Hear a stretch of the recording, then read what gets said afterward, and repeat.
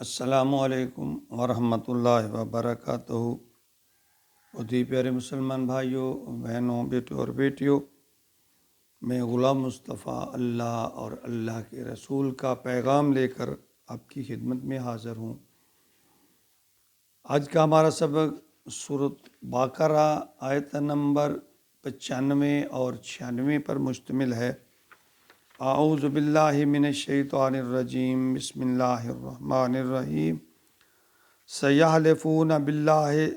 لکم اذا انقلبتم الیہم لتعرضوا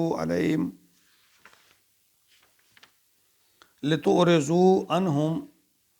فاعرضوا عنہم انہم رجس ومأواہم جہنم جزاء بما کانوا یکسبون۔ یحلفون لکم لترضوا عنہم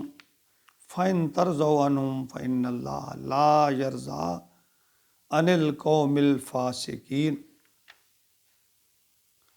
پچھلی آیات میں اللہ نے اپنے محبوب صلی اللہ علیہ وسلم کو مدینہ کے منافقین کی منافقت سے پردہ اٹھایا اور فرما دیا کہ ان کا اعتبار نہیں کرنا آپ نے، یہ جھوٹے ہیں۔ اور اب ان آیات میں اللہ تعالیٰ فرما رہے ہیں کہ آپ نے ان کی قسموں پر بھی اعتبار نہیں کرنا،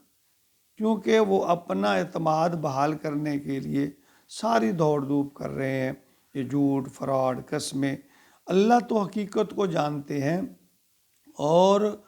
اللہ نے یہ ساری حقیقت اپنے محبوب صلی اللہ علیہ وسلم کو بھی جہاں بیان فرما دی، فرمایا سیحلفون باللہ، ابھی یہ تمہارے سامنے آ کر قسمیں اٹھائیں گے، اللہ کی قسمیں اٹھائیں گے، لکم اذا انقلبتم، کہ جب کہ تم ان کی طرف لوٹ کر جاؤ گے،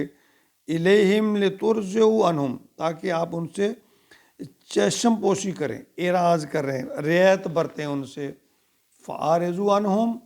تو آپ ان سے اعراض برتیں، انہم رجسن، یہ ناپاک ہیں، ومأواہم جہنم، ان کا ٹھکانہ دوزخ ہے، جزاء بما کانوا یکسبون،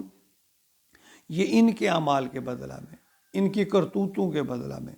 یحلفون لکم لترضوا عنہم، یہ قسمیں کھائیں گے تمہارے سامنے، لترضوا عنہم، تاکہ تم ان سے راضی ہو جاؤ، فإن ترضوا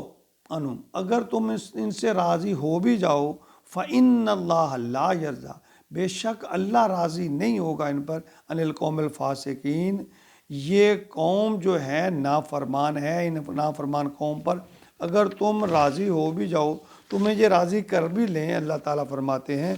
اللہ ان پر راضی نہیں ہوگا۔ دیکھیے ان آیات میں منافقین کے جو جھوٹے بہانے تھے،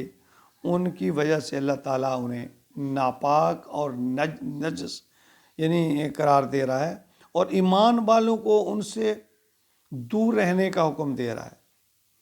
کہ یہ لوگ جہنمی ہیں۔ اچھا، جو فرمایا نا فاعرضوا عنہم، ان سے اعراض کریں، اعراض یعنی قتل و قتال یا مستقل قطع تلخی نہیں ہے، یہاں اللہ نے اس بات کی گنجائش رکھی ہے کہ اگر وہ اپنی غلطی کو تسلیم کرتے ہوئے توبہ کر لیتے ہیں، اور اللہ ان کی توبہ ضرور قبول کریں گے بھی، تو یہاں آیت نمبر 94 میں جو فرمایا اللہ تعالیٰ نے، جو لب و لہجہ ہے اسی طرح کا ہے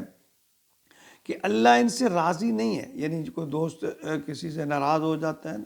تو وہ اپنی ناراضگی کا اظہار کرتا ہے تاکہ یار یہ مجھے منا لے، میری جو اس نے غلطی کی ہے اسے احساس ہو جائے، تو ہم کہتے ہیں نا یار میں اس سے راضی نہیں ہوں، میں اس سے ناراض ہوں، تو اس کہنے کا مطلب یہ ہوتا ہے کہ یہ اپنی غلطی کو تسلیم کر لے۔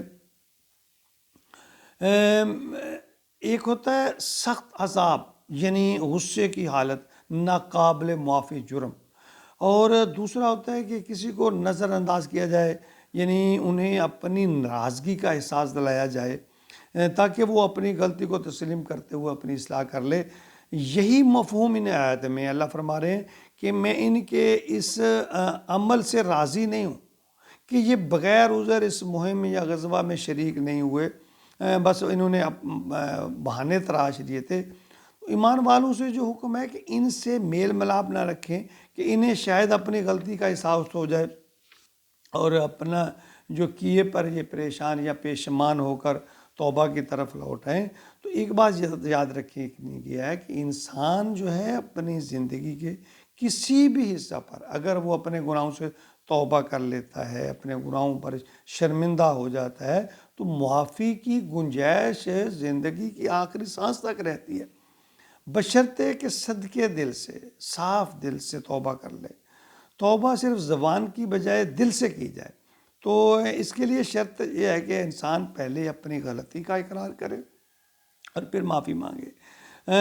اور ایک بات اور بھی قابل ذکر ہے کہ اللہ نے فرمایا، اللہ اپنے محبوب سے فرما رہے ہیں فَإِن تَرْضَوْا عَنْهُمْ فَإِنَّ اللَّهَ لَا يَرْضَىٰ عَنِ الْقَوْمِ الْفَاسِقِينَ،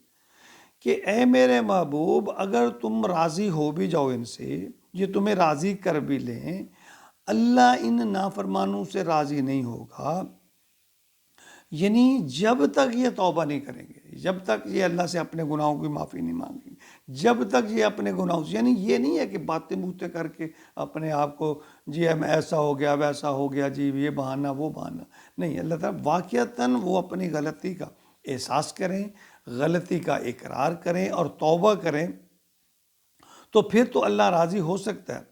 تو ہمارے ہاں بھی ایک عام خواب خیالی پائی جاتی ہے کہ ہمارے پیر و مرشد یا فلاں اللہ والے، بس اس کو راضی کر لو تو گویا اللہ کو راضی کر لیا۔ لیکن دیکھیے اللہ سے محبوب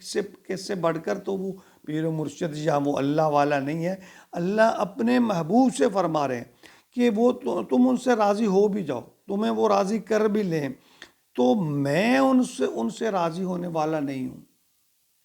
کیسے راضی ہوں گا؟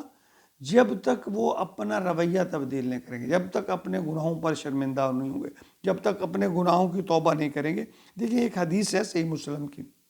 اس پہ ذرا غور فرمائے، 1094 نمبر پہ موجود ہے۔ حضرت ربیہ بن کعب اسلمی، یہ وہ شخصیت تھی جو نبی پاک صلی اللہ علیہ وسلم کو وضو کے لیے صبح اٹھ کر پانی مہیا کرتے، یعنی آپ کی بے حد خدمت کیا کرتے تھے۔ تو ایک دن نبی اکرم صلی اللہ علیہ وآلہ وسلم نے ربیہ سے پوچھا، اے ربیہ بتا کچھ کیا مانگتا ہے؟ تو اس نے عرض کی یا رسول اللہ میں جنت میں آپ کی رفاقت مانگتا ہوں۔ آپ نے فرمایا اور کچھ؟ کہنے لگا یا رسول اللہ یہی کافی ہے، میں جنت میں آپ کی رفاقت مانگتا ہوں۔ تو آپ نے فوراً یہ نہیں کہہ دیا، خود کہا تھا نا ربیہ مانگ کیا مانگتا ہے، تو کہہ دیتے کہ تو نے مانگ لیا میں نے عطا کر دیا، بس ٹھیک ہے تو جنت میں میرا رفیق ہوگا۔ لیکن غور کریں آپ نے کیا فرمایا؟ آپ نے فرمایا کہ سجدوں کی کثرت سے میری مدد کرنا، اے ربیہ سجدوں کی کثرت سے میری مدد کرنا، یعنی جنت اور اللہ کی خوشنودی کے لیے اعمال شرط ہیں۔ پھر اللہ تعالیٰ اپنی رحمت کرتے ہیں، اللہ کی رحمت کا ذریعہ اعمال کے ذریعے ہوتا ہے۔ یہ نہیں ہے کہ بھئی ہم بیٹھے بٹھائے کہیں جی سب کچھ ہو جائے۔ دنیا میں جب ہمارا یقین ہے کہ کوئی کام، کوئی بات، کوئی مسئلہ بغیر کوشش کے حل نہیں ہوتا، تو پھر اللہ کے لیے کیوں یہ ہم دوسرا جو دو رخی اختیار کرتے ہیں، اس سے مختلف کہ نہیں بس اللہ ہی کریں گے اللہ ہی، لیکن ہم نے کوشش کرنی ہے، ہم نے اس راستے پر چلنا ہے، ہم نے اپنے جتنی استطاعت ہماری ہے ہم نے کوشش کرنی۔ جب ہم کوشش کریں گے اللہ اس کوشش میں برکت ڈالیں گے، تو پھر اللہ اپنی رحمتیں برکتیں نازل فرمائیں گے۔ بغیر عمل کے کچھ نہیں ہوگا۔ اللہ تعالی ہمیں عمل کی توفیق عطا فرمائے۔ عمل ہی ہے جس سے، یعنی یہ نبی پاک صلی اللہ علیہ وسلم کی جو حدیث ہمارے لیے بالکل عیاں اور سامنے، یعنی کھلی ایک ہدایت ہمارے لیے۔ آپ نے ربیہ جو دن رات آپ کی خدمت کر رہے ہیں، خود ہی آپ نے فرمایا بھی ہے اے ربیہ مانگ کیا مانگتے ہو؟ تو جب یہ کہا تو ربیہ کہنے لگے یا رسول اللہ جنت میں آپ کی رفاقت مانگتا ہوں۔ تو نبی پاک صلی اللہ علیہ وسلم نے یہ بالکل نہیں کہا اسی وقت ٹھیک ہے ربیہ آپ نے مانگا میں نے عطا کر دیا بس آپ کی پکی ہو گئی، نہیں، فرمایا اے ربیہ پھر سجدوں کی کثرت سے میری مدد کرنا، یعنی آپ نے عمل کی ترغیب دی ہے، تو ہمیں بھی اس کے لیے کرنا ہے، کریں گے کچھ تو اس کا پھل ملے گا۔ ہاں اس میں پھر اللہ تعالیٰ برکتیں رحمتیں نازل فرمائیں گے۔ اللہ تعالیٰ ہمیں اخلاص کے ساتھ عمل کی توفیق عطا فرمائے، آمین یا رب العالمین۔